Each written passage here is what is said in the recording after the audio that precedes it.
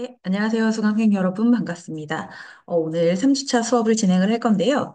오늘은 여러분들한테 제가 남북 상생 공영의 희망과 좌절, 남북 교류협력의 현황과 평가를 주제로 강의를 할 겁니다. 지난주에 여러분들이 통일에 대한 입장, 찬성 혹은 반대 입장을 다 기재를 해 주신 거를 봤어요. 그런데 일부 학생들은 아직 출석 퀴즈에 응시를 하지 않아서 답변이 나오질 않았는데, 그럼에도 불구하고 제가 여러분들이 찬성인지 반대인지, 그리고 왜 그런 생각을 하는지들을 제가 꼼꼼하게 살펴보고 있습니다. 그래서 어떤 방식으로 여러분들한테 수업을 진행하는 게 더 효과적일지, 그다음에 어떤 이유들 때문에 여러분들이, 통일이라는 건 이래서 싫구나, 아니면, 이런 점 때문에 실은 해볼만 하구나라고 생각하는지 저도 공부가 많이 됐습니다. 그래서 그런 부분들에 좀 초점을 맞춰서 진행을 해보려고 해요, 수업을. 그러니까 한번 여러분들 보시면 될 것 같고요.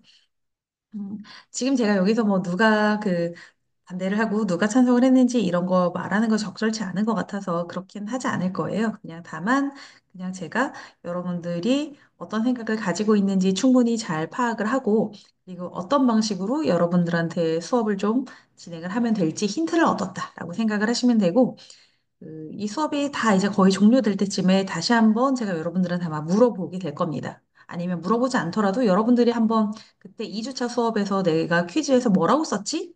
를 한번 살펴보시면 굉장히 재밌을 것 같아요. 왜냐면 내가 생각한 거랑 내 처음 마음이랑 지금이랑 조금 달라졌다고 한다고 하면 그게 또 굉장히 의미 있고 재미있는 일이잖아요. 그러니까 그런 부분들을 한번 보시면 좋을 것 같아요. 음, 그래서 일단은 오늘 수업 진행을 할게요. 잠시만요. 네, 그러면 오늘 수업 본격적으로 한번 시작해 보겠습니다. 이번 주 수업 끝나면 다음 주 4주차에는 저희가 특강이 있다고 했잖아요. 특강 때 저희가 그 실시간 줌 회의로 진행을 한다고 했죠. 링크 미리 보내드린다고. 그때는 제가 간략하게 오늘 특강해 주실 분 소개도 드리고 그래서 그분들 수업 끝나고 나서 질의응답 뭐 받는 것도 제가 중간에 진행을 할 거예요. 그러니까 여러분들 시간 되시는 학생들은 가급적이면 그때 참석해서 질문도 또 많이 해주세요. 저희가 아무래도 상대평가다 보니까 여러분들한테 뭐 참여도 점수 이런 것들 제가 드리는 데는 가산점 제가 10% 해놨잖아요. 참여도 점수를 사실 평소에는 이렇게 거의 온라인으로 일방형으로 진행이 되기 때문에 뭘 참여도를 제가 평가하기가 조금 어려운데 그렇게 특강 기회 있을 때나 아니면 저희 대면 수업할 때 여러분들이 얼마나 적극적으로 의견을 개진하고 참여를 하는지가 굉장히 제가 생각할 때 중요한 평가 기준이 될 것 같아요. 그러니까 여러분들 그런 기회들을 잘 활용을 하셔서 혹시 내가 수업 시간을 좀 놓쳐가지고 지각을 해서 감점이 있어서 좀 걱정이 된다거나 이런 학생들이 있으면 그런 시간들을 최대한 활용을 잘 하면 좋을 것 같아요. 그러면 여러분들이 조금 더 점수를 만회할 수 있는 그런 좋은 기회가 되지 않을까 싶습니다. 일단은 제가 공유하기 해서 수업을 진행을 할게요. 네,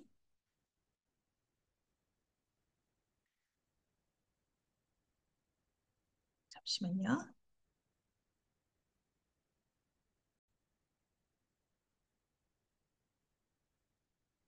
네, 음, 잠시만요. 지금 화면이 고르지 못했는데요. 네. 어, 일단 남북 상생 공영의 희망과 좌절. 남북교류협력의 현황하고 평가를 설명을 드리려고 해요. 여러분들 지금 이거 전경 보시면 저기 옆에 보이는 사진이 개성공단 사진이거든요. 그러니까 남북교류협력이라고 했을 때 가장 대표적으로 떠오를 수 있는 사업 중에 하나가 바로 개성공단 사업이기 때문에 제가 개성공단 사업을 전경을 사진에 넣어봤습니다. 수업 안에 이제 그 내용들이 포함이 될 거니까 여러분들 보시면 될 것 같아요. 이 순서대로 제가 수업을 진행을 할 거예요, 여러분들.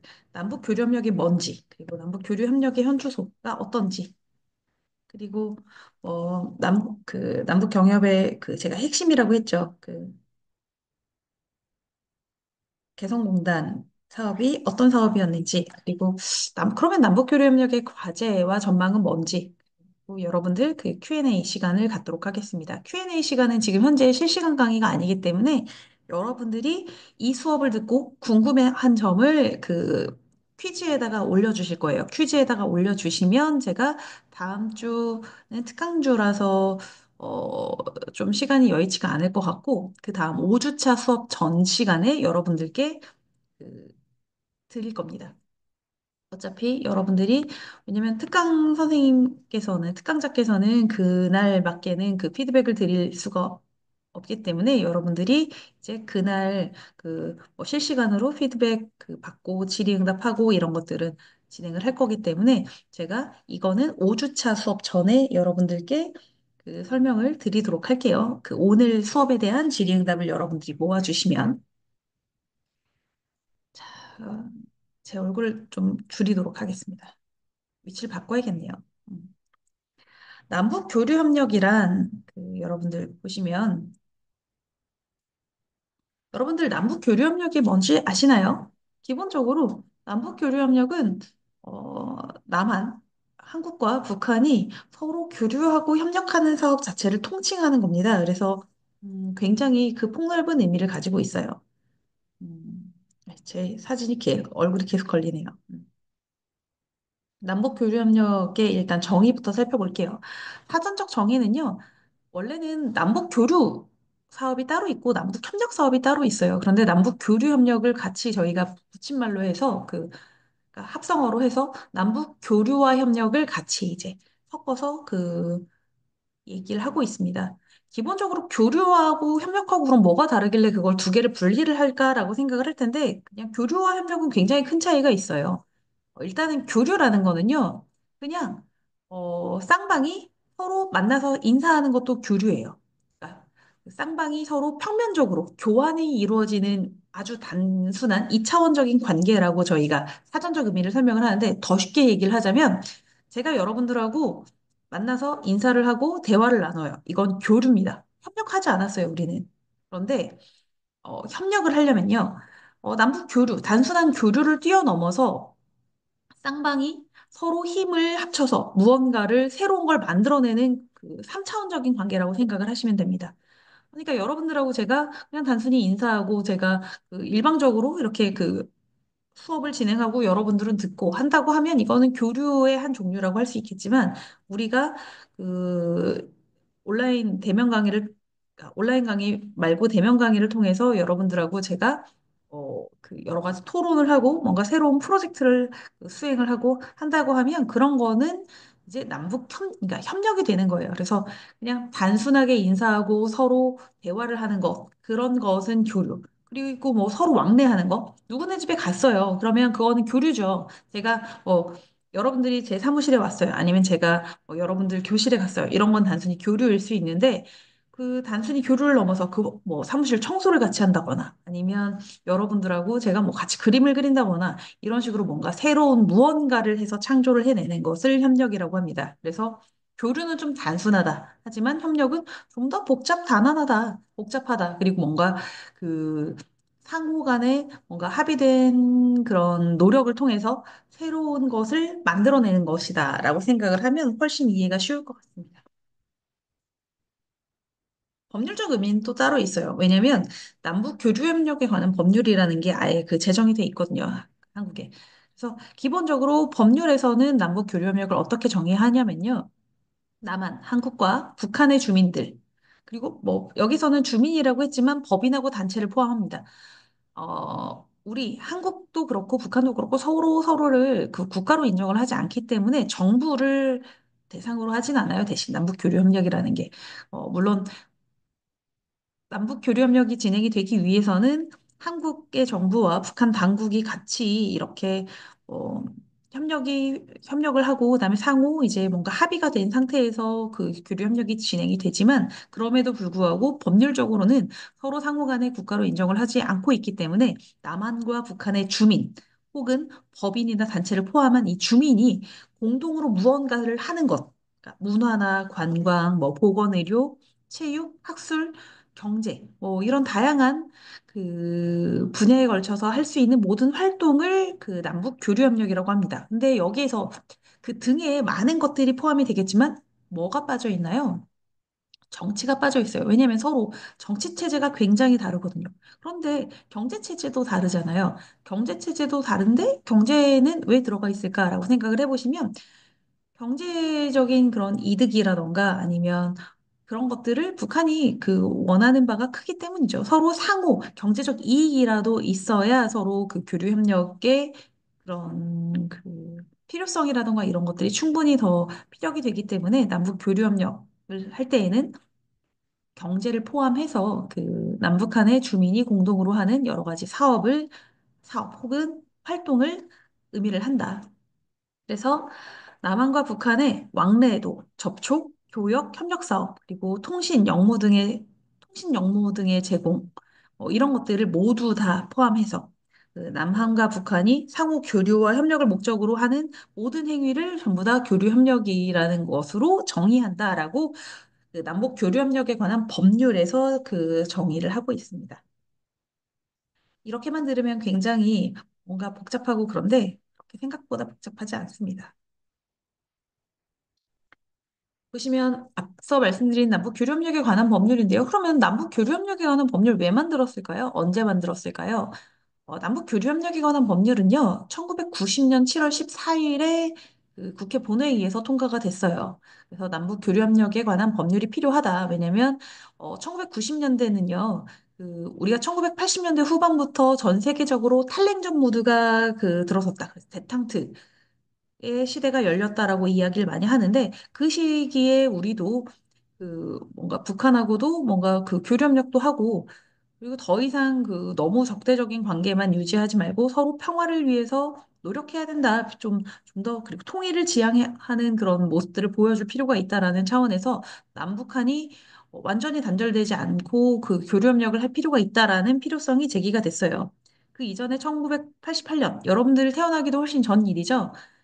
88년에 우리 한국에서 서울올림픽, 서울 88 올림픽이 진행이 됐었습니다. 그때 하계 올림픽을 진행을 하면서 우리가 동구권 여러 국가들과 그 수교를 했고 사회주의권 국가들과도 수교를 굉장히 많이 했어요. 그런 가운데에 이제 뭐그 남북한 역시도 뭔가 이렇게 뭐 교류와 협력을 일단 시작을 해서 뭔가 그 평화를 위한 그리고 통일이나 그 결국은 궁극적으로는 통일을 지향해야겠지만 통일은 서로 간에 바라는 통일의 모습이 다르기 때문에 통일을 지향한다라고 각 국가가 이야기는 하지만 남북 교류 협력에 대해서는 한반도의 평화를 위해서 교류 협력을 좀 추진할 필요가 있다라는 취지에서 1990년에 남북 교류 협력에 관한 법률이 이제 통과가 됐다. 그리고 8월 1일 날 정부가 이 관련 법률을 공포를 했고 그리고 시행령을 그 8월 9일 날 제정하고 공표해서 이렇게 지금까지도 유지가 되고 있습니다. 그 전까지는요, 사실은 남북 교류 협력에 관한 기본 지침이라는 것이 있어서 그거에 따라서 남북한 간이 그 인적 왕래도 하고 물자 반출이나 반입도 했었고 한데 이제는 그 90년에 그 남북 교류협력에 관한 법률이 통과가 되면서 법률에 따라서 그 법률이 정하는 절차에 따라서 좀 체계적으로 이거 남북 교류협력 자체를 뭔가 그 규율할 수 있게 되었다고 생각하면 되겠습니다.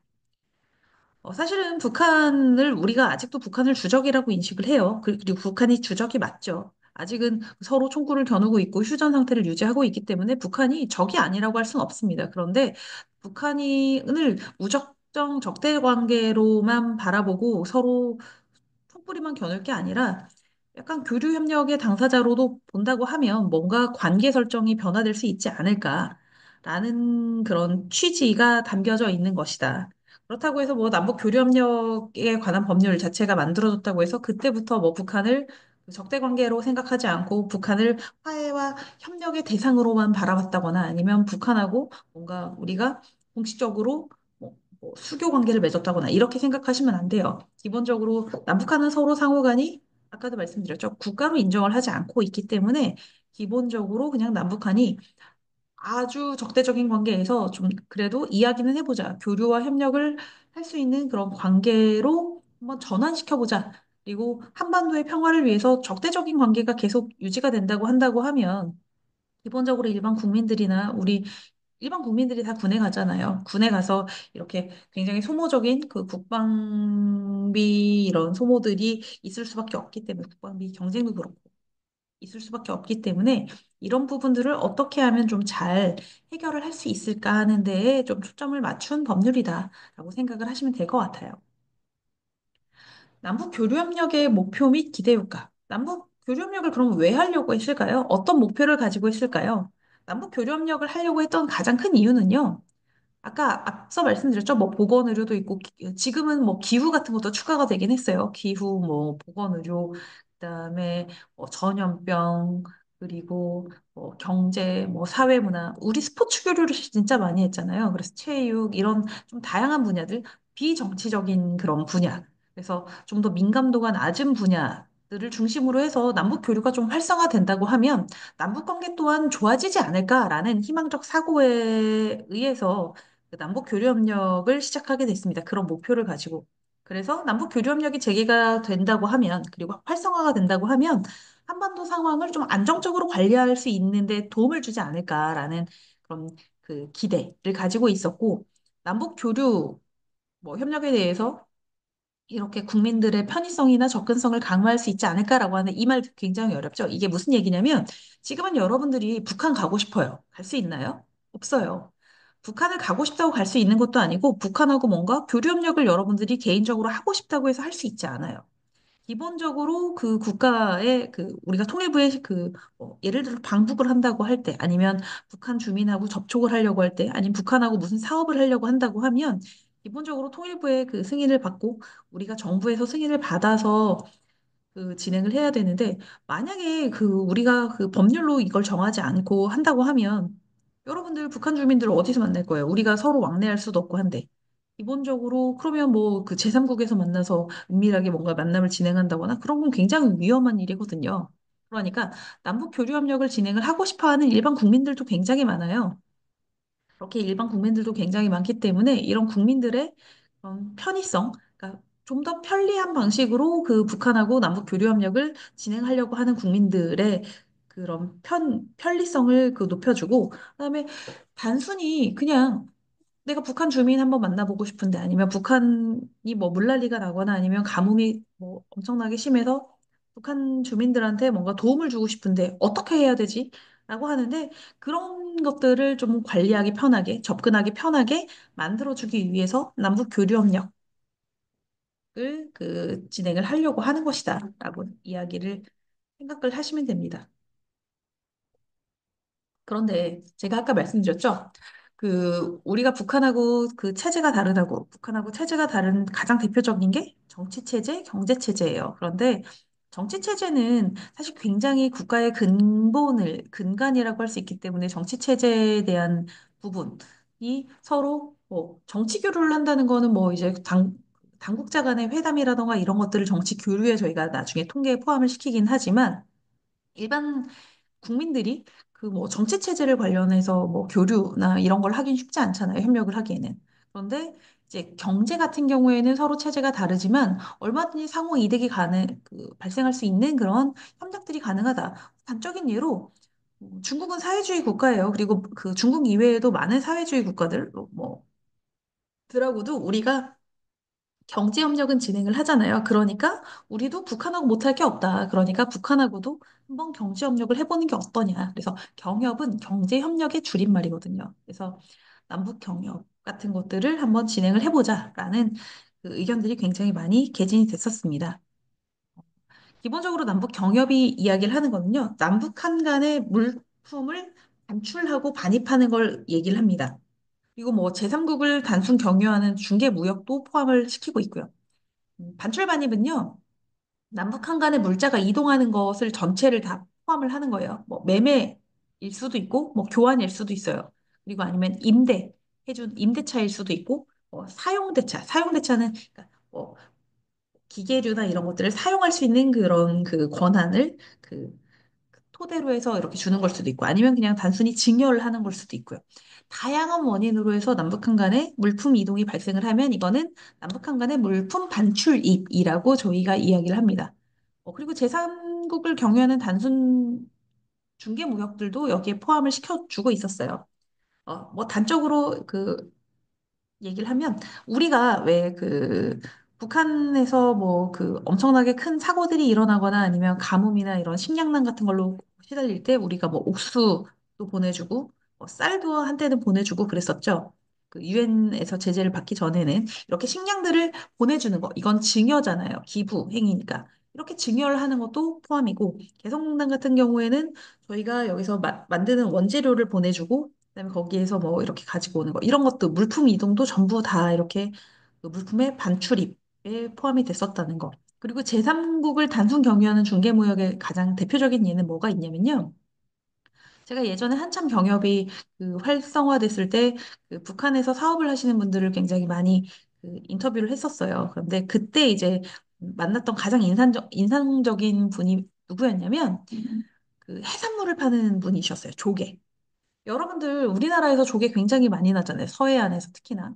그런데 그리고 우리가 보통은 명태나 여러분들 북어라고 하는 거 그런 생선하면 원래는 강원도 뭐 고성이라던가 이렇게 좀 그 수온이 차가운 지역에서 많이 그 나서 그 뭐 속초라던가 이런 데에서 뭐 명태 그다음에 북어 뭐 황태 이런 것들을 굉장히 많이 그 들여왔었는데 요즘에는 그 기후 변화 때문에 수온이 점점점 높아지는 바람에 그렇게 그 원활하게 그러니까 수급이 안 돼요. 안 잡혀요. 그래서 러시아산이 굉장히 많거든요. 여러분들이 원산지를 자세히 보시면 러시아산이 굉장히 많은데 한때는 북한산도 굉장히 많이 들어왔었어요. 근데 이제 명태 같은 경우에 뭐 러시아를 통해서 오는 경우들도 있고 아니면 러시아에서 잡아서 뭐 이렇게 그 가공만 북한에서 해서 이렇게 넘어오는 경우들도 있고 아니면 조개 같은 거 같은 경우에는 중국산으로 이렇게 중국을 통해서 제3국을 단순 경유해서 중개 무역이 되기도 했어요. 그러니까 저희가 직거래가 그 거의 이루어지지 않을 때 중국이라던가 러시아 그 인근에 있는 그 주변 국가들을 그 단순 경유하는 중개 무역들도 있었기 때문에 그런 물품들도 있었기 때문에 그런 것들도 남북 한 간의 물품 반출입으로 저희가 이야기를 합니다. 경제협력의 환경적 이점이라고 하면 경제협력을 할 때 뭐가 좋겠어요? 우리나라가 그 처음에 인건비가 많이 올라가고 그러면서 중국으로 공장을 한때 많이 그 생산 기지를 옮겼었어요. 왜냐하면 중국이 인건비가 쌌기 때문에. 그런데 중국도 경제가 엄청나게 성장을 하면서 인건비가 많이 올랐거든요. 그리고 세계에서 그 많은 글로벌 기업들이 중국으로 생산 기지를 옮기면서 아무래도 수요와 공급이 이제 점점점 맞아지면 당연히 가격이 오르게 돼 있잖아요. 그런 상황이어서 우리나라에서 중국으로 진출했던 많은 기업들이 그 다음에 동남아, 베트남이나 아니면 뭐 라오스나 이런 동남아 국가들로 그 굉장히 생산 기지를 많이 옮겼어요. 그런데 인건비가 저렴해서 좋다고는 하지만 그렇게 옮기고 나서 문제점들이 굉장히 많이 있었어요. 왜냐하면 기본적으로 언어가 너무 다르잖아요.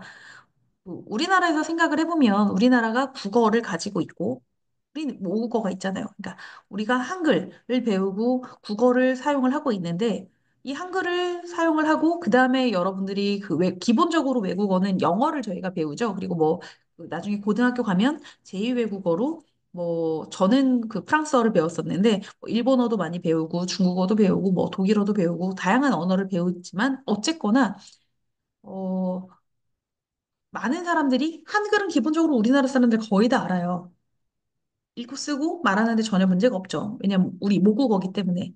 그리고 영어도 유창하게 말을 하진 못하지만 그래도 알파벳을 알고 그다음에 어떻게 읽는지 대충 짐작해서 할 수 있고 우리가 한국 국어 빼놓고 가장 많은 시간을 그 할애해서 배우는 게 영어기 때문에 영어까지는 여러분들이 어떻게 할 텐데 중국어라던가 아니면 그 베트남어라던가 이제 라오스에서도 그 국가마다 다 그 고유한 언어들이 있잖아요. 그런 언어들을 배우기가 쉽지 않고 그렇게 언어를 할 수 있는 사람들이 많지 않기 때문에 실제로 생산 공장을 가동시키는데 굉장히 여러 가지 힘든 점들이 많다고 해요. 왜냐하면 이렇게 그렇게 공장에서 뭔가 물건을 생산하고 할 때 공장에서 일하는 근로자들한테 그거는 좀 이렇게 고쳐야 되는데 저렇게 해야 된다라고 하는데 그게 의사소통이 잘 안 되면 쉽지 않거든요.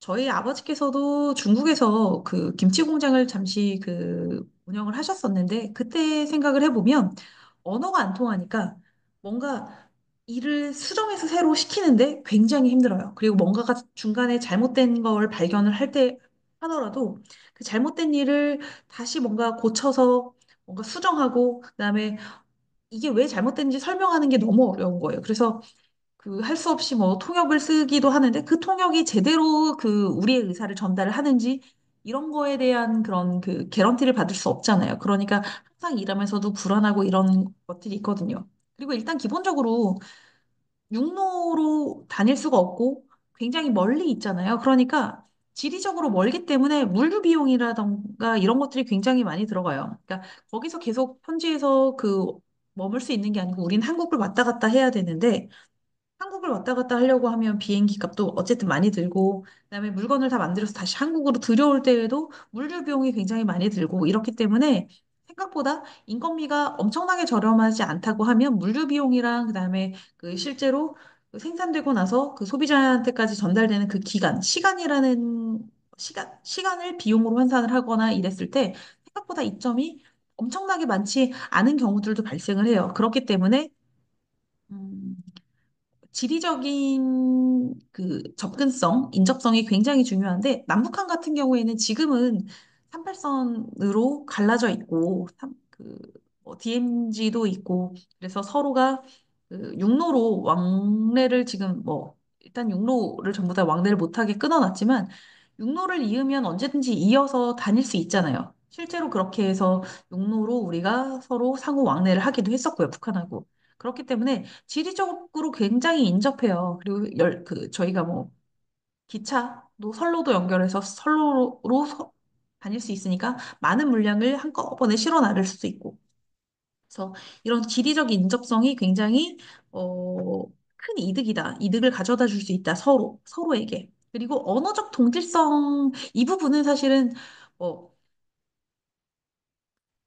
조선 시대까지는 우리가 서로 같은 민족이었기 때문에 한글을 사용을 하는 건 맞아요. 그렇기 때문에 언어적 동질성을 다른 나라보다는 그 문자 체계라던가 이런 것들이 같아서 언어적 동질성을 이야기하기가 조금 수월하지만 사실 북한 사람들하고 이야기를 하다 보면 이해할 수 없는 단어들도 굉장히 많거든요. 그리고 그 분단된 이후에 우리 한국은 그 일본이라던가 그 미국이라던가 이런 그 서구 열강의 이런 그 문화에 훨씬 더 많이 익숙해졌다고 하면 북한 같은 경우에는 중국하고 러시아의 영향을 많이 받았기 때문에 그 언어 표현도 많이 다르고 한자의 사용 방식이라던가 이런 것들도 굉장히 많이 한국하고는 차이가 있어요. 그렇기 때문에 뭔가 이런 언어적 동질성을 이야기하기는 사실 조금 어렵지만 그럼에도 불구하고 문자 체계라던가 발음하는 방식이라던가 그리고 적어도 유추할 수 있고 서로 이제 뭔가 소통해서 설명할 수 있기 때문에 언어적 동질성을 비교적 가지고 있는 상황이라는 점이 유리하다라고 볼 수 있다는 거죠. 그래서 사실은 남북한이 굉장히 언어 이질성이 심화되고 있어요. 그래서 저희가 처음에 남북한 교류협력을 할 때, 남북한 간의 그런 언어 장벽을 제거하기 위해서 우리말 큰 사전, 뭐 이런 것들도 만들어서 북한하고 우리가 서로 다르게 쓰는 말들을 그 사전으로 연결을 해서 쉽게 찾아볼 수 있게 하자. 뭐 이렇게 하기도 했었는데, 그게 그 사업이 잘 되진 않았죠. 그 중간에. 그런데 어쨌든 남북 경협 같은 경우에도 저희가 그 많이 하려고 했지만 군사 안보적인 이유로 좀 낮은 수준의 협력만 이루어질 수밖에 없었다. 예를 들어서 여러분들 우리가 미사일 만들고 싶어요. 그런데 미사일 만드는데 어, 재료도 구하기 쉽고 공장 건설하기도 쉽고 하다고 해서 우리가 북한에다가 우리 미사일 공장을 건설할 수 있을까요? 없죠. 왜냐? 북한은 아직까지 적국이기는 해요. 그렇기 때문에 군사적으로, 안보적으로 굉장히 예민한 그런 민감한 그런 정보들은 북한한테 반출할 수가 없어요. 당연히 그렇기 때문에 비정치적이고 비군사적이고 비안보에 영향을 적게 줄 수 있는, 적게 주는 그런 이슈, 그런 물품들, 그런 상품들만 가지고 경협을 할 수밖에 없었다. 그래서 어, 아무래도 북한 같은 경우에는 북한을 포함한 모든 이제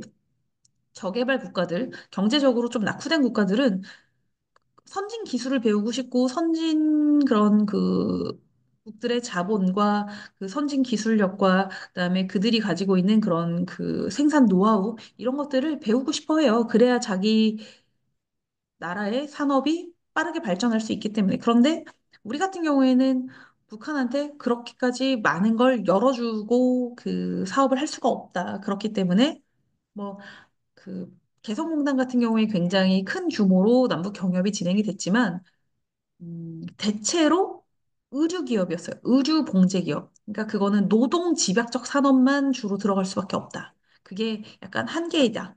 한계라는 것들. 그런데 이건 단순히 북한뿐만이 아니고 우리나라가 제3국에서 할 때에도 비슷한 이유로 많이 제약이 생긴다라는 거 여러분들이 참고하시면 될 것 같습니다. 챕터 2로 넘어가서 남북 교류협력 그러면 지금 어떻게 진행되고 있을까 한번 생각을 해보겠습니다.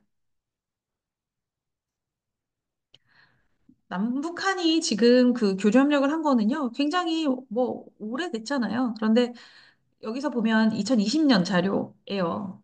어차피 2020년 이후에 저희가 어떤 것도 업데이트가 되지 않았기 때문에 그냥 2020년까지 자료를 제가 그대로 사용을 했습니다.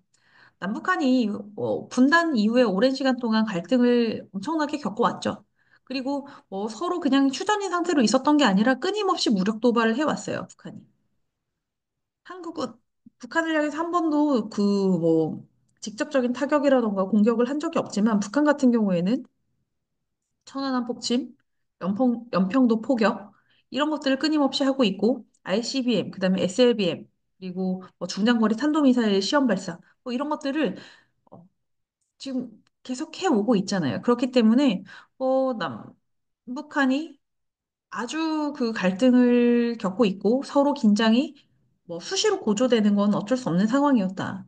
그런데 그리고 분단 과정에서 이제 겪어야만 했었던 그런 남북 전쟁 6.25가 결국은 서로에게 상처를 주고 뭔가 비극적인 그런 내 가족 아니면 내 친구의 아니면 내가 사랑하는 연인 내 죽음을 목도할 수밖에 없었던 상황이기 때문에 굉장히 비극적이고 큰 상처를 남긴 상황이기 때문에 이거를 치유하기 위한 노력은 굉장히 필요하다.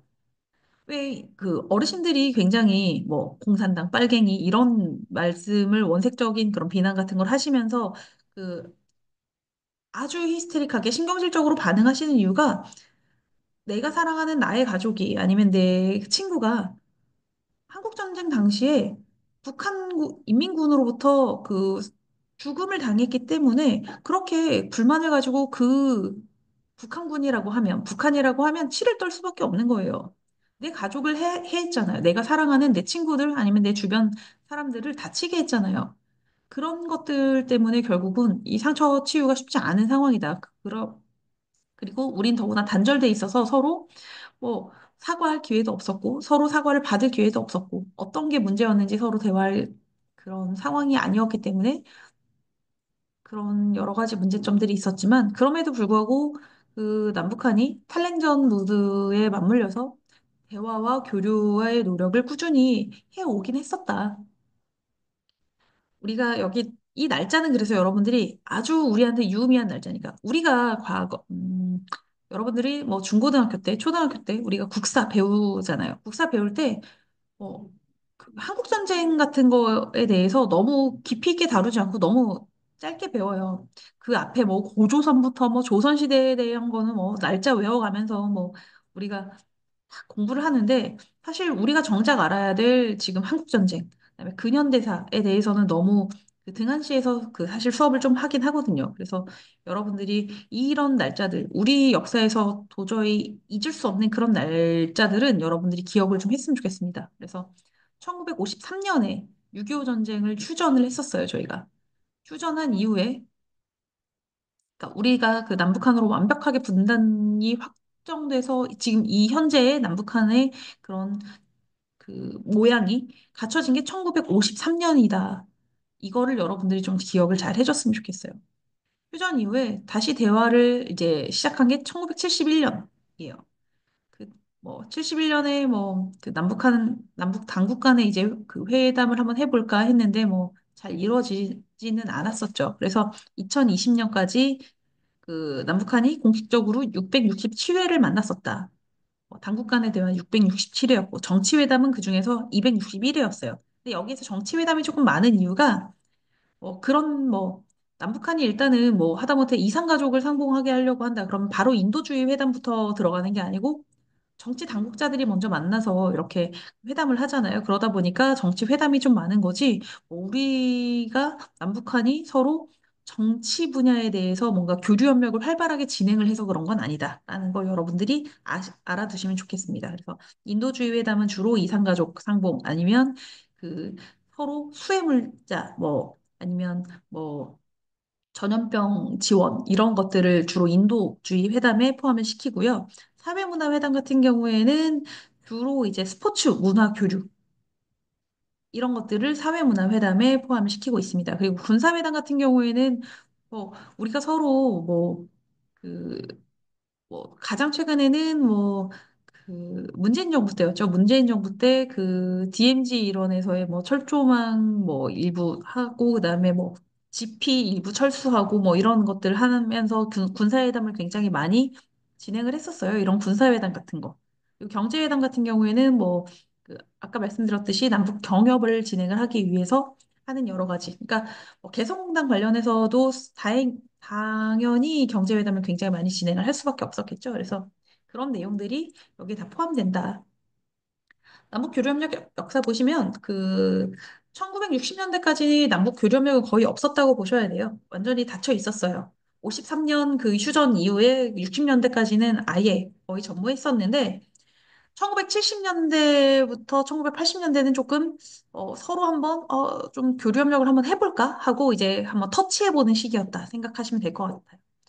대한적십자, 우리 남측에 있는 대한적십자가 1971년 8월 12일 날 남북 회담을 제의를 했어요.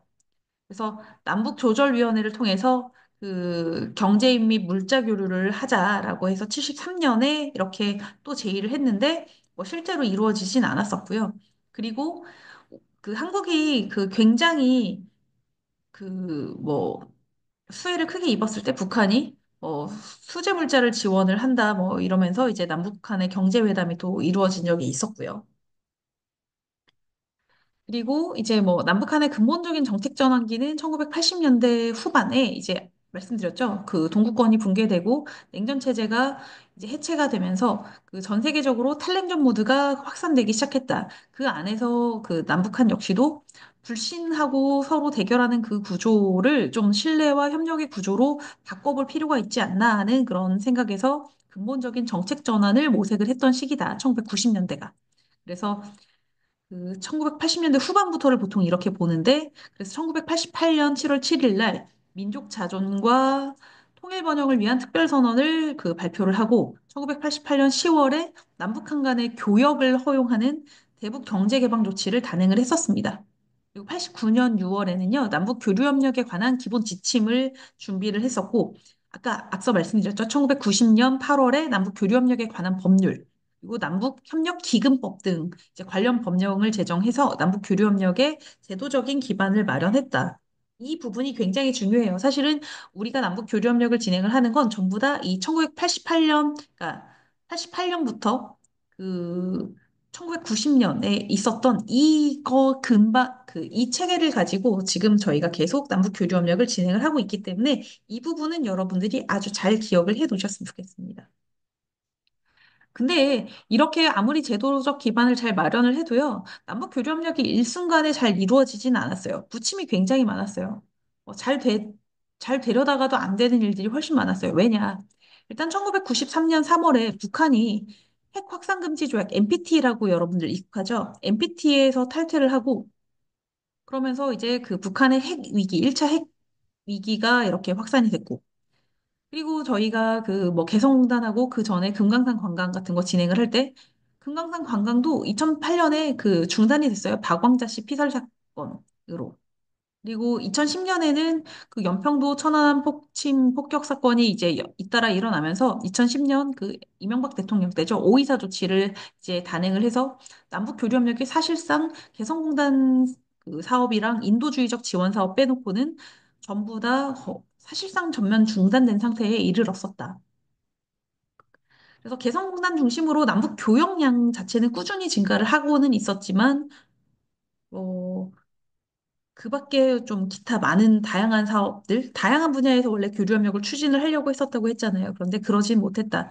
그럼에도 불구하고 종교, 그다음에 뭐 체육, 뭐 이런 그 사회문화 교류나 그 인도적 지원 제가 얘기했잖아요. 영유아 지원이라던가 아니면 임산부 지원, 뭐 어쨌든 그 북한 주민들도 그 우리 헌법에서는 우리가 보호해야 할 그 우리 국민 대상이기 때문에 그들을 좀 지원하기 위한 그들의 기본적인 삶을 도와주고 보전해주기 위한 그런 순수 인도적 지원 사업들은 우리가 이명박 대통령 때에도 북한하고 관계가 파탄 났네 어쩌네 해도 다 진행을 하고 있었다. 그리고 2016년 초에는 그런데 이제 그 개성공단은 계속 진행을 하고 있었다고 했잖아요. 그런데 북한이 계속 핵 개발을 포기하지 않고 그 대북 제재와 그 국제사회의 그런 그 요구에도 불구하고 그냥 핵실험을 계속했어요. 지금도 계속하고 있잖아요. 그래서 2016년 초에 이제 북한이 계속 핵미사일을 실험을 하고 하면서 도발을 계속하니까 결국은 그 당시에 박근혜 대통령이 북한 비핵화를 위한 수단으로 개성공단을 전면 가동 중단을 했어요. 그렇게 하고 교류 협력도 잠정 중단하겠다라고 하면서 국제사회에서 그 당시에 이제 북한이 거의 뭐 핵개발 성공을 목전에 앞둔 상황이었기 때문에 강도 높은 제재를 우리가 국제사회와 함께 보조를 맞춰서 그 진행을 하면서 개성공단도 2016년에 철수하고 그 다음부터는 지금 재개되지 않고 있다. 그러면 대북 제재가 그 이후에 계속 되고 있는데 그 상황에서 남북 교류 협력은 어떻게 진행되고 있었을까요? 어, 우리 정부는요, 그나마 다행인 건 아까 말씀드렸죠. 헌법이 그 북한 영토를 우리 영토라고 생각을 해요. 아직 수복되지 않은 우리 땅으로 인식을 하거든요. 그리고 그러면 당연히 북한 주민들도 지금 김정은이라는 그 김정은 정권에서 그 고통받고 있는 그 우리 국민이라고 생각을 하기 때문에 그러니까 북한 주민들 를 위해서 뭔가 그 인도적 지원을 계속 해야 된다라는 생각은 단 한 번도 변함이 없습니다. 뭐 보수 정부는 그 뭐 북한하고의 아예 그런 교류를 안 하고 뭐 진보 정부는 한다라고 하는데 그건 잘못된 인식이에요. 기본적으로 보수 정부 역시도 인도적 지원 사업을 꾸준히 한다. 그래서 그 북한 주민에 대한 그 북한 주민의 기본 인권, 기본권을 지켜주기 위한 차원에서의 사업이라던가 인도적 지원 사업을 지속적으로 추진을 하고 있어요. 그래서 그 이명박 대통령 당시에도 그렇고 이명박 정부에서도 그렇고 박근혜 정부에서도 이런 인도적 지원 사업들은 굉장히 꾸준히 진행을 했었다. 그리고 2018년에 평창 동계올림픽 그리고 패럴림픽 했었고 남북 정상회담 세 차례나 했었잖아요. 그래서 그런 것들이 성공적으로 이제 개최되면서 다방면적으로 뭐 협력과 교류, 왕래, 접촉, 활성화를 도모를 했었었는데 뭐 2019년에 그 김정은과 트럼프가 그 미국 정상회담이 노딜로 2차 정상회담이 노딜로 끝나면서 한국 역시도 영향을 받았어요. 남북 관계도 그 이후에 완전히 단절된 상황이었고요. 그래서 여기 남북한의 인적 왕래가 1989년에는 한 명 갔었는데 2008년에는 뭐 18만 6천 명까지 뭐 증가됐다. 뭐 이런 것들은 한번 그냥 참고 삼아 보세요. 남북 교역액도 처음에 1989년에는 1,900만 달러밖에 안 됐는데 2015년까지는 꾸준히 증가를 해서 27억 뭐 1,400만 달러까지 증가를 했었다. 굉장히 어, 엄청나게 증가를 많이 한 거죠. 그런데 남북관계 영향으로 2016년도에는 남북한의 인적 왕래는 1만 4천 명, 그리고 남북 교역액은 3억 3,300만 달러로 굉장히 많이 감소를 했다. 2016년에 이제 개성공단이 가동 중단되면서 이렇게 확 줄어들게 됐다. 그래서 한눈에 보는 남북 교류협력 이거 그냥 한번 펴 보시면 돼요.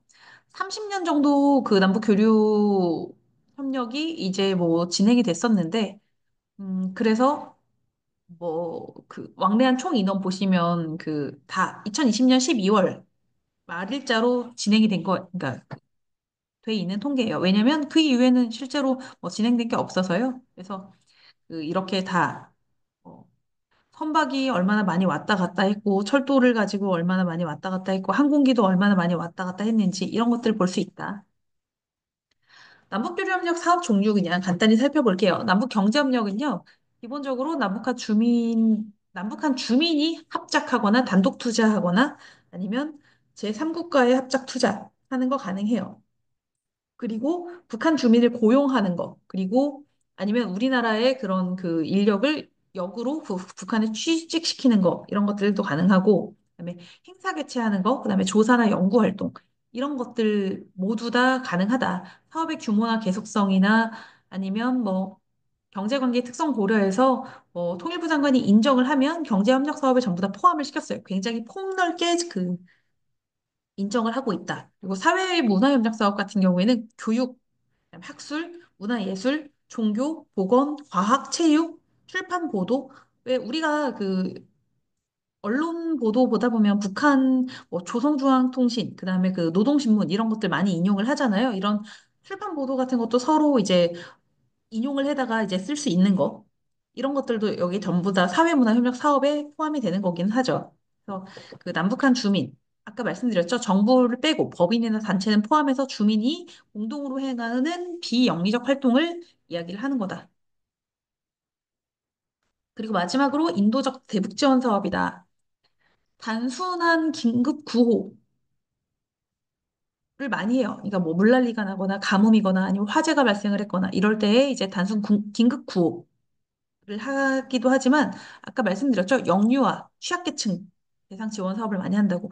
왜냐하면 북한이 한때 지금도 식량난에 굉장히 시달리고 있지만 한때 엄청 극심한 식량난에 시달리고 있을 때에는 어린아이들이 엄마가 밥을 못 먹으니까 젖이 나오지 않을 거 아니에요. 그러니까 아이들도 먹을 게 없었겠죠.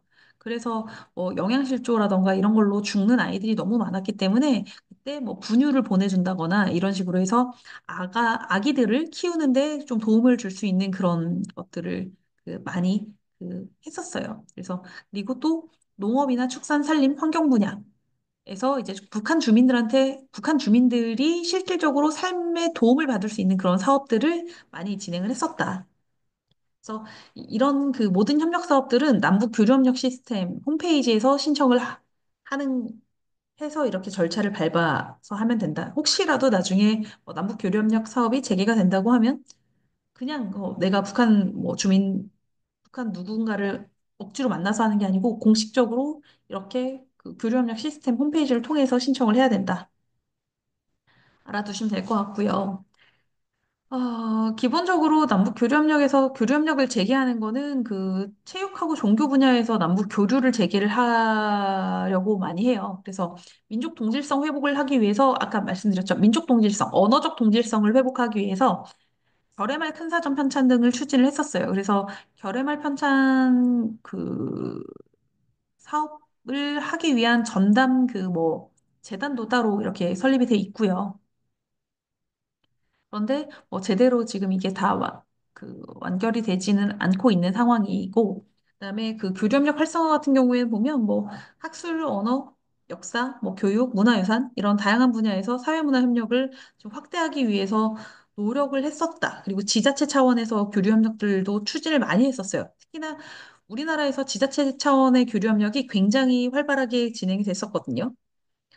지자체 차원 교류협력 같은 경우에는 뭐 아주 다양한 분야에서 됐었어요. 그냥 단순히 문화체육 교류도 있었고, 아니면 뭐 미술 작품을 서로 상호간에 이제 바꾸는 것들도 있었고, 그게 아니면 이제 자매 결연하는 형식으로 진행을 한 사업들도 있었고, 아니면 이제 농업 교류 같은 방식으로 이렇게 뭐 북한 주민들이 그 우리나라의 현지에 있는 그 지역의 특산물들을 북한에서 이제 키울 수 있도록 그래서 좀 특화작물들을 키워서 그들이 뭔가 그 수익성을 좀 높이게 할 수 있는 그런 것들도 지도를 많이 했었는데 그게 다 뭐 한국 같은 경우에는 워낙 농기계도 많이 발달돼 있고, 그다음 비료나 이런 것들 구하기가 쉬운데, 북한은 그렇지 않아서 우리가 이제 알려준 우리의 농법이 그 북한 그 현지 사정하고 좀 맞지 않아서 제대로 잘 이루어지지 않은 경향들도 꽤 있다. 그래서 기본적으로 제도 개선을 위해서 남북 교류협력법 등 뭐 관련 규정을 정비하고 법 제도화를 통해서 교류협력 기반을 강화하는 그런 내용들을 진행을 했었다. 그런데 아까 말씀드렸다시피 남북 경협은 멈춰 있습니다. 그래서 최근 추진됐던 남북 경협 사업들 같은 경우에는 그 과거와 달리 좀 남북한 간의 대규모 경제협력 사업들 중심으로 되고 있다. 그래서 개성공단 사업 같은 경우에도 2007년에 그 2단계, 3단계 사업을 앞당겨서 막 추진을 하려고 했는데 결국은 그 추진이 안 된 상태에서 끝났죠. 그래서 그냥 단순하게 이제 1대1로 하거나 주민 대 주민 간으로 하면 그 워낙 그 규모도 작고 이래서 관리도 어렵고 이래서 잘 어려워지고 그래서 거버넌스형 경협 사업으로 점차 변해가는 추세였다. 그런데 뭐 기본적으로 북한이 계속 핵실험하고 군사 도발하고 미사일 도발하고 있는 상황이어서 그 미국 중심으로 국제사회가 그 북한에 대해서 되게 강도 높은 그 대북 제재를 가하고 있어요. 그런 상황이다 보니까 아무래도 경제협력 사업들도 많이 차질을 빚을 수밖에 없다. 그런데 나중에라도 북한이 뭐 핵을 포기하고 그 뭐 대북 제재가 좀 그 해제가 된다고 하면 그러면 남북 경협이 재개될 가능성은 높다. 하지만 지금 현 상태에서 북한이 핵을 포기하지 않고 그 국제사회가 북한이 핵을 가지고 있는 그리고 미사일 실험 발사를 계속하고 있는 북한에 대한 대북 제재를 철회하지 않는다고 하면 경제협력 사업들을 다시 그 추진하기는 굉장히 어려운 상황이라는 걸 여러분들이 좀 인식할 필요가 있는 것 같아요. 그 어쨌든 우리가 그 남북 경협을 재개된다고 하면 여러 가지 상호 이득이 많아요. 개성공단에 입주했던 기업들만 해도 그 입주해 있을 당시에 굉장히 기업이 수익성도 개선되고 여러 가지 사업적인 이익이 많았다고 하는 기업들이 훨씬 더 많으니까요. 그런데 그럼에도 불구하고 지금 북한이 그 국제사회로부터 제재를 해제받지 못한다고 하면 우리나라만 그 태북 제재를 위반할 수는 없잖아요. 그러니까 경제협력 사업이 재개되기는 거의 불가능하다라고 생각을 하셔야 됩니다.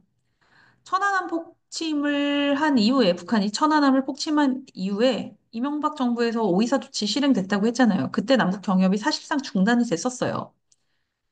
그런데 뭐 북한이 비핵화 조치를 한다고 하면 뭐 개성공단도 재개될 수 있겠죠. 그리고 개성공단뿐만이 아니고 제2의 제3의 개성공단들도 만들어질 수 있을 거고 이거보다 훨씬 더 큰 규모의 그 다양한 경제협력도 추진될 수 있을 겁니다. 다만 전제 조건이 북한이 비핵화를 한다는 전제 하에 가능하다. 그러면 아까 제가 계속 이야기를 하는데, 그러면 남북 경협 얘기할 때 정말 개성공단 빼놓을 수 없네. 그리고 개성공단이 오이사 조치가 그 단행된 이후에도 진행이 될 만큼 굉장히 의미가 있는 사업이었나 보구나 싶을 텐데요. 그럼 개성공단 어떤 사업이었는지 한번 살펴볼게요.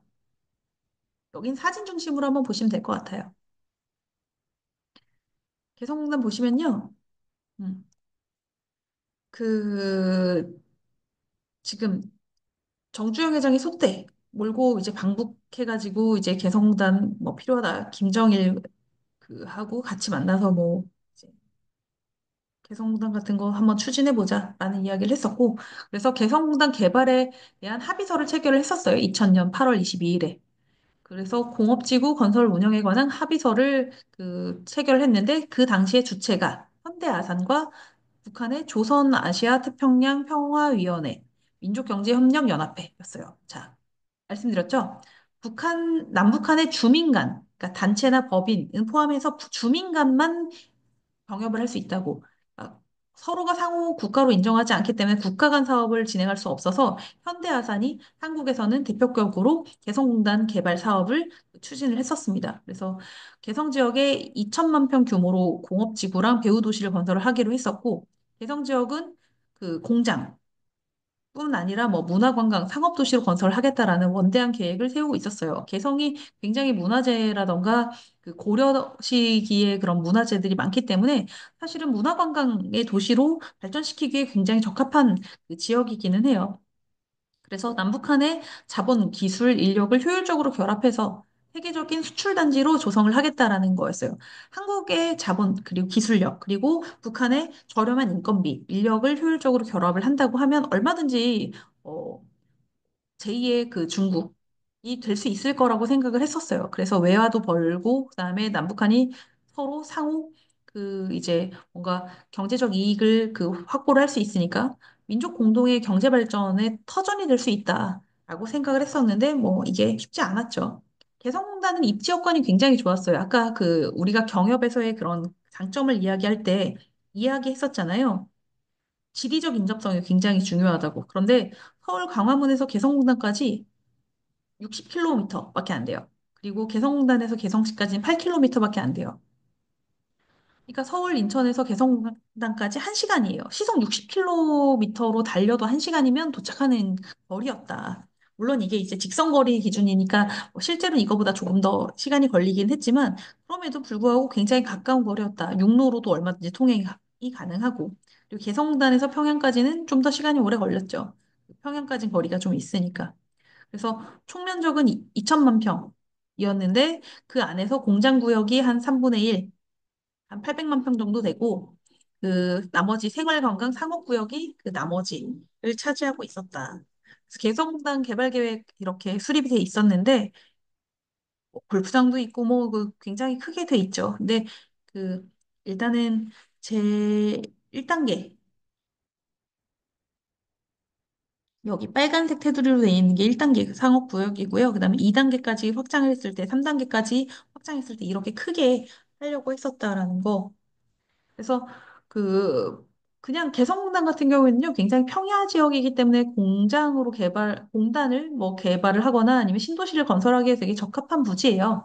그래서 그 개성공단 부지가 되게 넓은 평야 지역이다. 그래서 그 개성공단 부지 이렇게 있고요. 그래서 지금 이거는 토지 이용증인데 그 토지 이용증 보시면 현대아산하고 이렇게 그 한국토지공사가 이렇게 그 북한은 북한 땅을 살 수가 없어요. 그렇기 때문에 임차를 해야 되거든요. 그래서 임대를 해서 그 사용을 하는데 기본적으로 우리가 그 2002년부터 2052년까지 50년 동안 그 토지를 이용할 수 있는 권리를 이렇게 획득을 해서 사업을 진행을 했다. 임대차 계약도 체결해서 지금 하는 거고. 그래서 개성공업지구 건설 착공식은 2003년에 그 착공식을 했어요. 2003년 6월 30일 날 착공식하고 개성공단이 이제 지어진 거죠. 그리고 시범단지 준공식도 있었고요.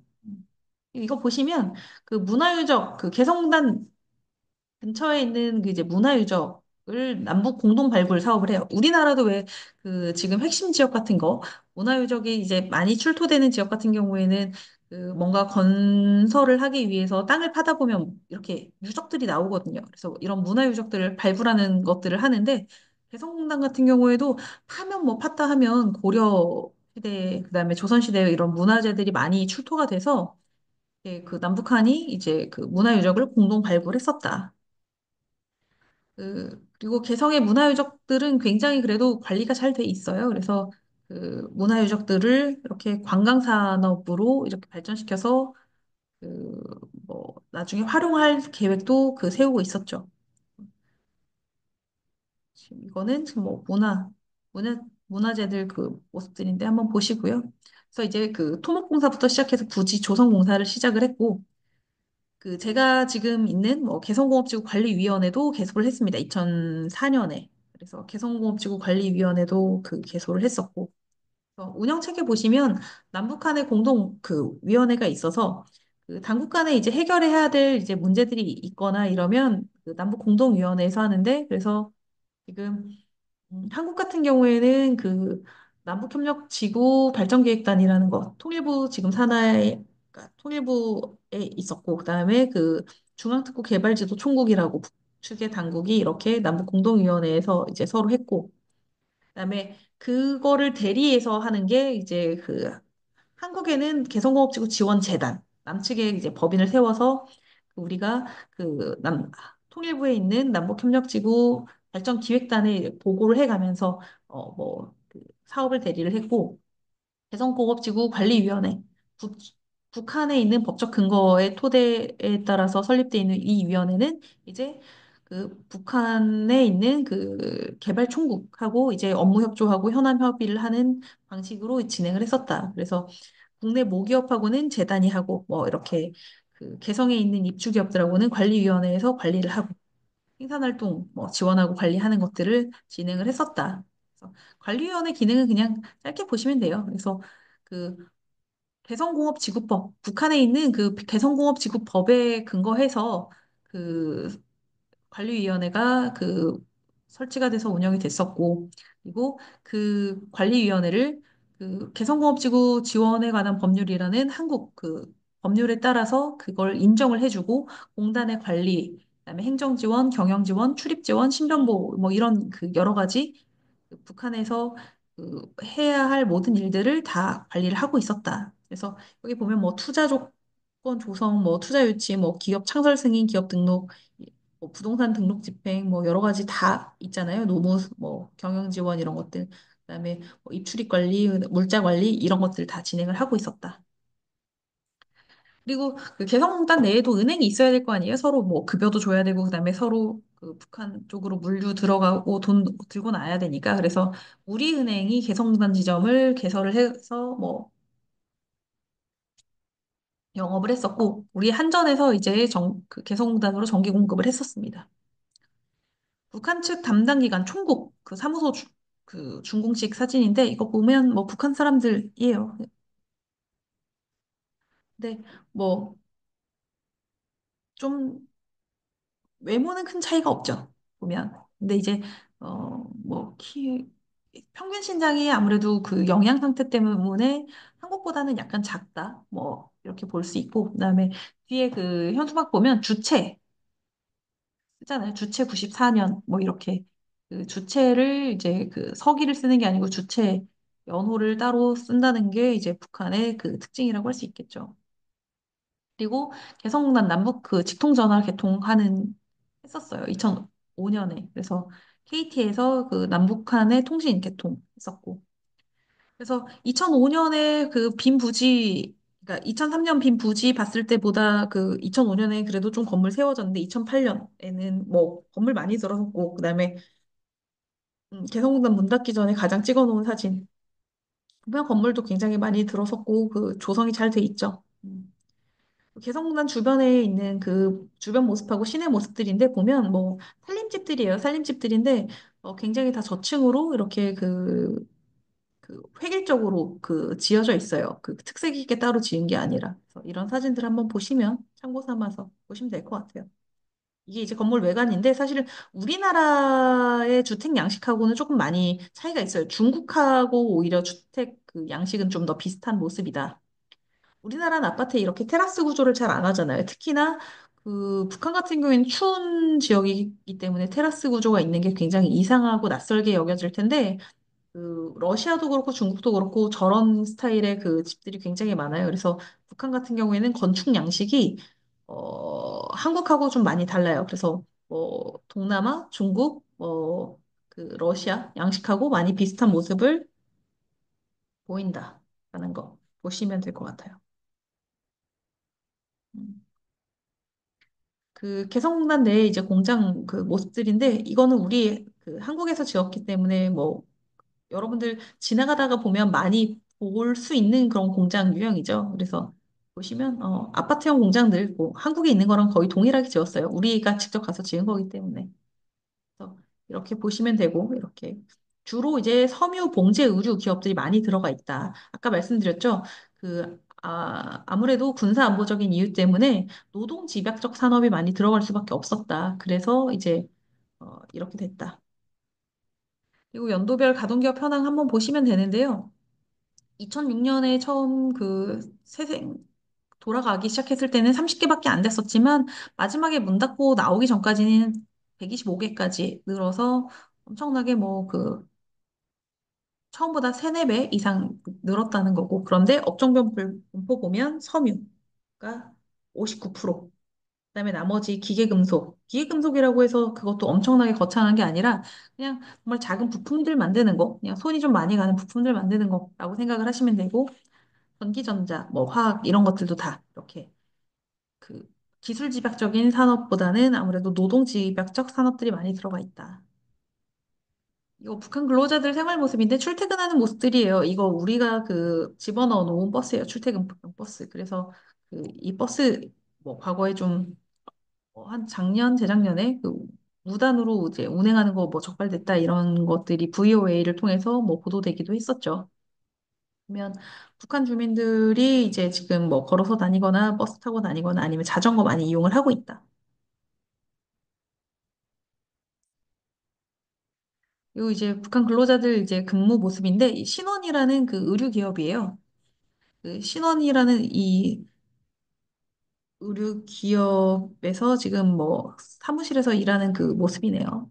그리고 이거는 그 봉제. 아무래도 북한 같은 경우에는 그 군 복무 기간이 굉장히 길잖아요. 그래서 여성 근로자들을 그 활용할 수 있는 게 훨씬 더 중요했어요. 남성들은 거의 군대에 그 많이 묶여 있기 때문에 그래서 여성 근로자들을 그 쓰기에 그 용이한 산업들이 그 봉제 산업이기 때문에 봉제 산업들이 아무래도 더 많이 들어갈 수밖에 없었다. 여기 보면 여기 이제 이거는 뭐 의류는 아니지만 이거 역시도 보면 근로자들이 뭐 이렇게 관리인들 몇 명 빼놓고는 거의 여성 근로자들이 대부분이다. 여기 이제 부품 조립하는 거, 이제 그 전기라던가 아니면 무슨 그 기계 이런 것들도 그 이렇게 좀 노동 집약적으로 뭐 이렇게 회로 이렇게 뭐 조립해야 된다거나 이렇게 미세한 그 작업들이 필요한 그런 일들이 주로 이제 중심이 됐다. 전선 이런 것들도 마찬가지고. 근로자 현황은 한번 그냥 참고 삼아 보세요. 그 근로자 숫자도 굉장히 처음보다는 많이 늘었다. 그런데 아까 기업이 40배, 기업이 4배가 늘었잖아요. 그러니까 북한 근로자들도 보면 그 2006년 처음 시작했을 때보다 2015년까지 거의 뭐 5배 이상 느는 거 보이시죠? 북한 근로자의 그런 수요는 꾸준히 증대가 됐었고, 기본적으로 그 이제 학력 보시면 되고, 그다음에 연령대는 20대랑 30대가 뭐 있고, 그다음에 40대가 제일 많았고, 50대도 일부 있었고, 북한 근로자들 뭐 그 여가 시간에 뭐 그 족구하는 모습, 배구하는 모습이네요. 배구하는 모습이고, 그다음에 여성 근로자들이 뭐 그 악기 다루면서 본인들 노래하고 이러는 것들. 이거 점심시간에 그 밥 먹는 거 그 모습이고요. 그, 한, 이제 쌀이 뭐 들어갈 수가 없어가지고 우리가 뭐 라면 같은 거 이제 끓여주거나 이제 뭐 이렇게 하면 그쪽에서 굉장히 좋아했어요. 그러니까 부식 같은 걸 저희가 제공을 했었거든요. 그래서 뭐 간식으로 초코파이 같은 거나 우유 같은 것들도 가끔 제공을 하고 그랬었는데 뭐 라면 같은 것도 그 뭐 먹는 거 굉장히 좋아했다고 하더라고요. 음, 그리고 초코파이. 음. 이건 어려운 건데 롯데 초코파이가 매출량이 제일 많았었다고 그 롯데에서 제가 예전에 일을 할 때 그 프로젝트를 하다 보니까 그 얘기를 하시더라고요. 그 초코파이도 롯데 거 많이 그 사람들이 많이 먹었었다. 이거는 개성공단 타가서 모습인데 이건 한번 그냥 보시고요. 어린 아이들 이렇게 주로 여성 근로자들이 많았기 때문에 여성 근로자들이 일하는 동안 아이를 그 맡아줄 타가소를 잘 운영을 했었다. 그래서 여기 개성공업지구 애기 어머니 차라고 해서 아이들 등하원 시킬 때 이제 엄마들이 같이 타고 다닐 수 있게 그 애기 어머니 차를 따로 운영을 했었고 주요 기반 시설 뭐 저희가 아까 한전에서 그 전력 공급했었다고 했고 KT에서 통신 시설 넣었다고 했고 이제 수자원공사에서 정배 수장 그 넣어서 어쨌거나 그 깨끗한 물을 사용할 수 있게 해줬고 폐수 처리장 당연히 이제 사용한 물을 폐수를 처리할 수 있어야 되니까 폐수 처리장들도 운영을 했었고 소방서 그다음에 버스 차고지 폐기물 처리장 병원 이런 것들 다 있었고 여기 보이는 종합지원센터 같은 경우에는 그 남북 연락사무소 그 북한이 그 폭파하면서 그 피폭당했어요. 피폭당해서 그 겉에 유리가 거의 다 깨져가지고 지금은 소송 진행 중이고 기술교육센터, 표준형 공장, 뭐 사가소 이런 것들이 있었다. 뭐 이런 거 식당이나 뭐 이런 것들 한번 보시면 되고요. 그 북한이 보통 뭐 구글어스로 지도를 보면 밤에 그 북한 땅을 보면 평양 일부만 조금 빛나고 나머지는 다 깜깜하게 나오거든요. 한국은 뭐 곳곳이 좀 환하게 나오는데 그런데 개성공단이 한참 그 잘 운영이 되고 있을 때에는 개성공단 지구가 평양보다 오히려 더 밝게 빛나는 그런 그 구글어스에서의 그런 위성 사진들이 굉장히 많이 찍혔어요. 그래서 개성공단으로 그 우리가 전력 공급을 충분하게 했기 때문에 그 개성공단 안에서의 전력 문제는 별로 발생할 일이 없었어요. 음. 근데 이 개성공단이 위기를 맞은 건 순전히 뭐 북한의 핵 미사일 도발 때문이었죠. 그 북한의 핵 미사일 도발이 계속 되니까 국제사회가 아무리 강도 높게 그 대북 제재를 하고 해도 어, 김정은이 그거에 대해서 수용을 하지 않았고 그다음에 핵 사찰이라던가 그핵뭐 폐기라던가 아니면 이런 것들에 대해서 전향적인 그런 그 태도를 취하지 않았기 때문에 결국은 그 문을 닫을 수밖에 없었는데 우리가 2016년에 그 개성공단이 완전 문을 닫기 전에 2013년에도 한 번 잠정 중단한 적이 있었어요.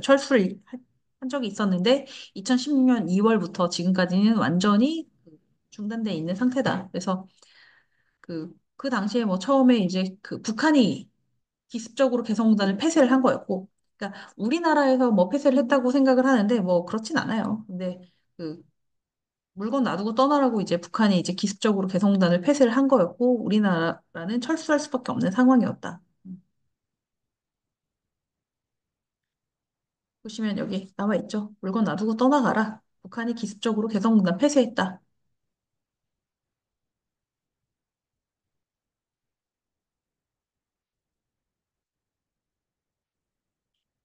그리고 작년 3월이었죠. 그 개성공업지구 지원재단을 공식적으로 이제 해산을 했습니다. 개성공단이 가동이 중단된 지 8년 차까지도 뭐 유지를 계속하고 있었는데 정부의 정책 방향에서 뭐 재정 효율화 그다음에 어쨌거나 저희가 좀 조직이 컸기 때문에 그런 여러 가지 그 국민 세금으로 가동을 하지 않고 있는 개성공단을 그 지원하기 위한 재단에 1년에 한 100억 이상의 그 예산을 계속 쏟아붓는 것이 뭐 예산 낭비다라고 해서 그 재단 해산을 결정을 해서 그 재단을 해산을 했고 지금은 청탄 법인으로 그 전환을 해서 지금 운영하고 있습니다.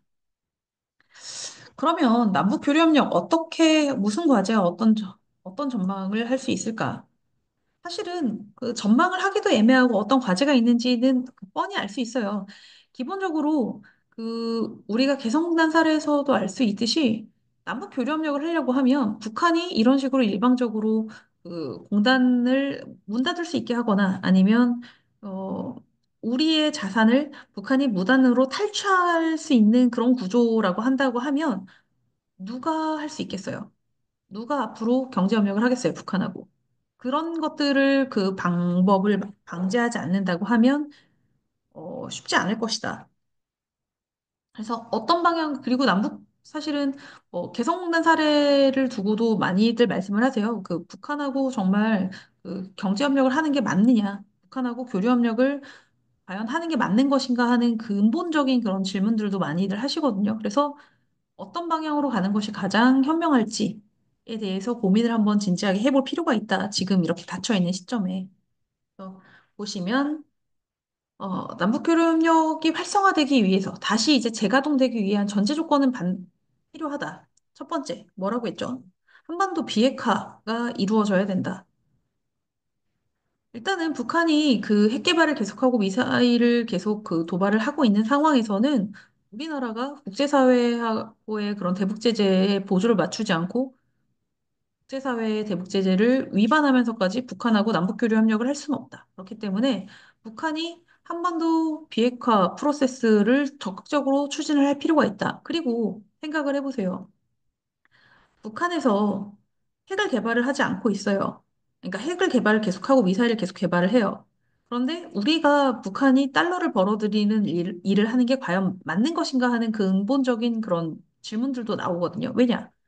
그 북한이 벌어들인 그 돈이 북한 주민들의 생활 자금으로 들어가는 게 아니라 북한 정권이 북한의 핵 미사일을 개발하는 그 통치 자금으로 흡수가 된다고 하면 그게 우리나라를 위협하는 그 가장 큰 무기가 될 텐데 그것을 우리가 그렇게 집어넣어 주는 게 맞는 것인가 하는 것에 대한 근원적인 그런 회의들도 있기 때문에 이런 부분들도 충분히 저희가 고려를 할 필요가 있다.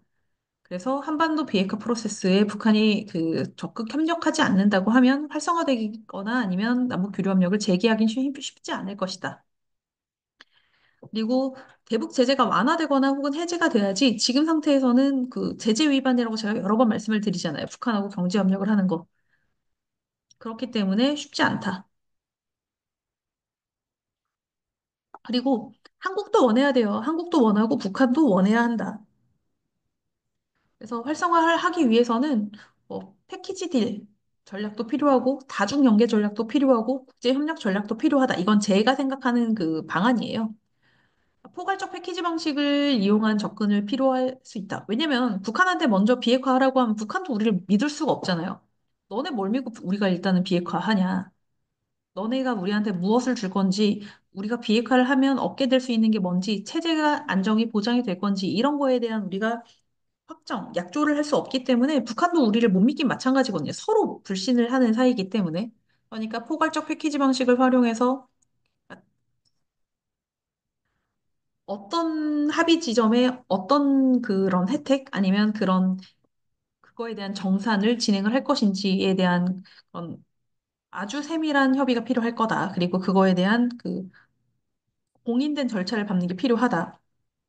그리고 그냥 정부 대 정부가 이야기해서는 안 될 것 같으면 지방 정부를 활용하는 방법도 있다. 그리고 지방 정부와 중앙 정부가 이렇게 좀 연계돼서 다층적으로 연계돼서 뭔가 좀 그 디자인을 할 필요가 있다. 뭐 국제협력, 그 주변국들하고 국제협력을 통해서 남북 관계를 좀 풀 방법도 한번 찾아봐야 된다.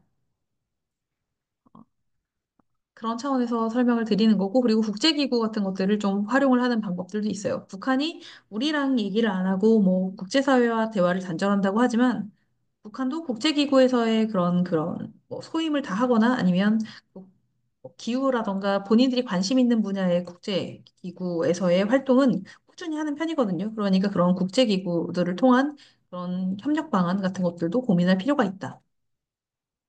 그리고 남북교류 협력을 만약에 추진을 다시 한다고 하면 핵심적으로 고려해야 할 상황이 그 사항이 뭐냐면 지속 가능성을 생각을 해야 된다. 지금 그 개성공단 사업도 지속 가능성이 없어졌잖아요.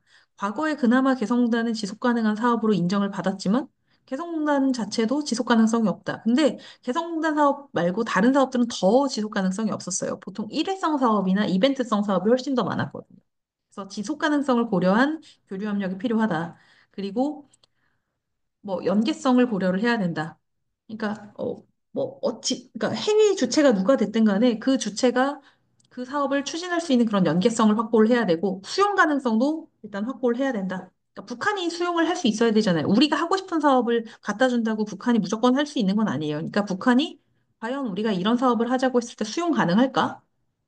그런 사업들을 한번 고려를 해봐야 된다. 그리고 특화 사업을 한번 만들 필요가 있다. 지금 그러니까 대표적인 예로 지자체에서 남북 교류협력을 사업을 실시를 하려고 하면 그냥 우후죽순 다 똑같이 스포츠 교류를 한다거나 아니면 뭐 다 특색 없이 그냥 그 북한이 수용할 수 있는 그리고 가장 일회성으로 뭔가 그 전시행정으로 보여주기 딱 좋은 그런 그 이벤트성 사업들만 교류협력으로 많이 추진을 하려고 해요. 그런데 그런 사업들만 해서는 지속 가능성이라던가 연계성을 확보하기 어렵죠. 그러니까 좀 그 지자체나 아니면 그 뭐 단체나 법인이나 기업, 뭐 개인들이 할 수 있는 그런 특성화 사업들을 좀 많이 그 개발을 하기 위해서 노력해야 된다. 안 그러면 괜히 과열 경쟁이 될 수밖에 없어요.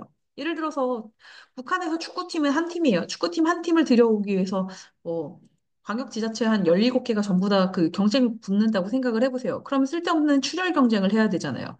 그럴 필요 없이 어떤 데는 그 축구 선수단하고 어떤 데는 배구 선수단하고 뭐 이런 식으로 할 수도 있는 거니까요.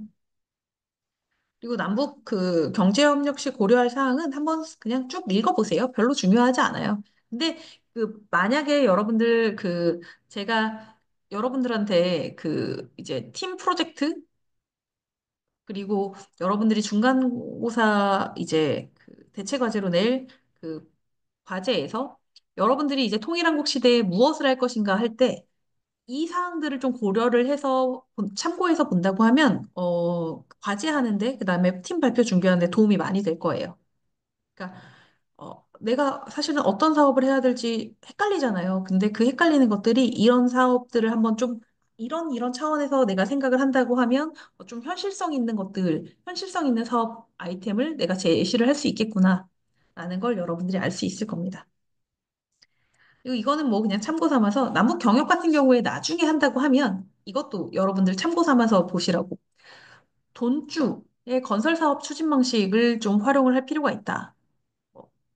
지금 북한에는 그 뭐 고위 당국자들도 있지만 돈주들이 있어요. 그러니까 북한 사회주의 국가라서 개인의 그런 사유재산을 인정하지 않지만 그래도 사유재산이 일부 있거든요. 그러니까 그런데 그리고 그 안에서 부를 많이 축적한 그 재벌, 북한에 있는 신흥 재벌 같은 사람들이 존재해요. 그래서 그 사람들을 돈주라고 부르는데 그 사람들이 어떤 방식으로 돈을 벌어들이느냐를 보면 그 국제건설 과제를 당 내각 군대에 이제 할당해서 이제 그 하는데 그런데 그 각 국가 그러니까 걔네 당 내각 군대마다 자기가 할당받은 사업을 해야 되는데 돈이 없잖아요. 돈은 안 주고 일단 사업을 하라는 경우가 훨씬 많거든요, 북한은. 그러다 보니까 각 기관 책임자들이 돈줄을 섭외해서 공사를 맡기면서 여러 가지 특혜를 주겠다고 약속을 해요. 왜냐하면 자기가 그거 할당된 사업을 못하면 자기 목이 달아나는데 대신 돈주가 돈을 좀 대가지고 그 사업을 해주면 내가 돈주한테 뭔가 다른 특혜를 줘서라도 그 자기가 해야 될 몫을 해내는 거죠.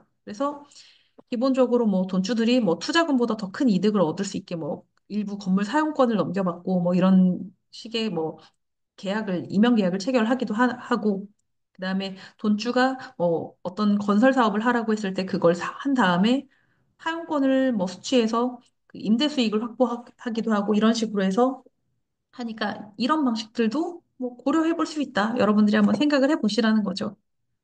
그래서 김정은 시대의 국채건설 사업 같은 경우에는 민자유치 사업을 많이 하는 거예요, 사실상. 그리고 민간 합작 사업을 하는 거다. 원래는 사회주의 국가들은 국가 주도로 모든 걸 다 해야 되는데 얘네 지금 돈이 없거든요. 그래서 그 뭐 원래 법적으로는 또 민간 건설 업체도 있을 수 없는데 그럼에도 불구하고 김정은 시대에는 그런 것들이 실제로 용인되는 분위기다. 그래서 민간 유유 자금을 유치를 해서 어, 하고 있다.